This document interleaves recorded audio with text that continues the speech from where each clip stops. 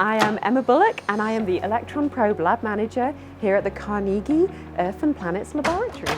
I run the Electron Probe here, which is this instrument behind me. The Electron Probe is basically a fancy type of a microscope where we use a beam of electrons to make images and to collect the chemistry on a series of different samples. I love working at Carnegie and working in this lab in particular because it gives me access to a whole range of different types of projects. We have so many scientists here looking at everything from meteorites to samples that they've just created in a laboratory to things we've never seen before. And I get to be a part of that, which is really pretty cool.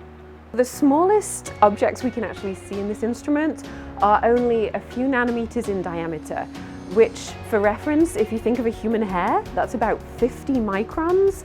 If you take a human hair and you slice it multiple times, we would be able to see that. In fact, on our screen, that would look huge. So we can look at really tiny objects, and the best thing about this instrument is we can get the chemistry of them too. I've always been interested in geology. I always loved rocks. And even as a kid, when I go for walks with my parents, I used to go and stuff my pockets full of rocks and bring them home, and I broke more than one washing machine that way. Sorry, Mum. I kind of fell into studying meteorites. I happened to be doing my undergraduate degree in Manchester, and I had the opportunity to look at the chemistry of a meteorite from Mars, and it took off from there.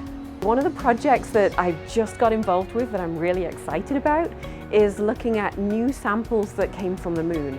So 50 years ago, the Apollo astronauts brought back samples of moon rock, and some of those samples were kept in isolated storage for the last 50 years. No one has looked at them, no one has opened them until right now. And so we're going to get to see some pieces of the moon that no one else has ever seen before.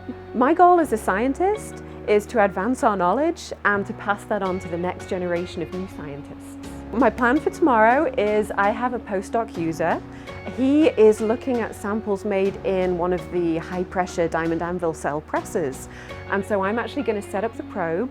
We're going to analyze a whole suite of elements, and from that he's going to be able to tell us what's happening in the Earth's core and the Earth's mantle.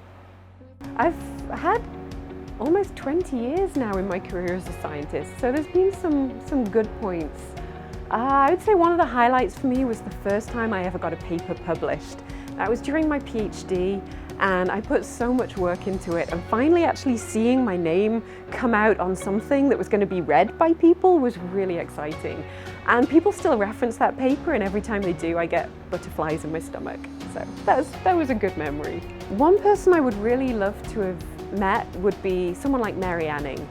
She was a British geologist who lived in the 1800s.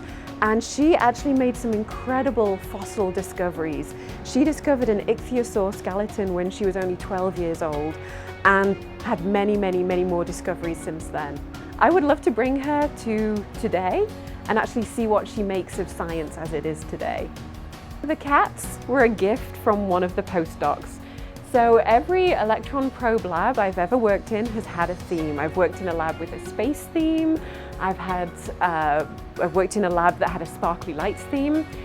I'm a bit of a crazy cat lady, and so the cats on top of the spectrometers, when the instrument is running, there are some moving parts, and one of those moving parts is basically a stick that I stuck the cat on the end of, and then as it turns, the cat spins, and I know it's working properly. The instrument that I'm running was only actually developed in the 1950s, so we have come a huge way since then. I'd be really interested to see where we are in 100 years' time. I think probably we will have moved to maybe something like artificial intelligence will now be running the probe. So instead of having your friendly British probe operator, you will just be talking to a robot or a computer. That'd be a little sad, actually. Not sure I want that future. But then you could go outside. But then I could go outside. Or actually, maybe I could use it to my advantage. Maybe by then I'll be able to run the probe from a beach, you know, in Hawaii or somewhere.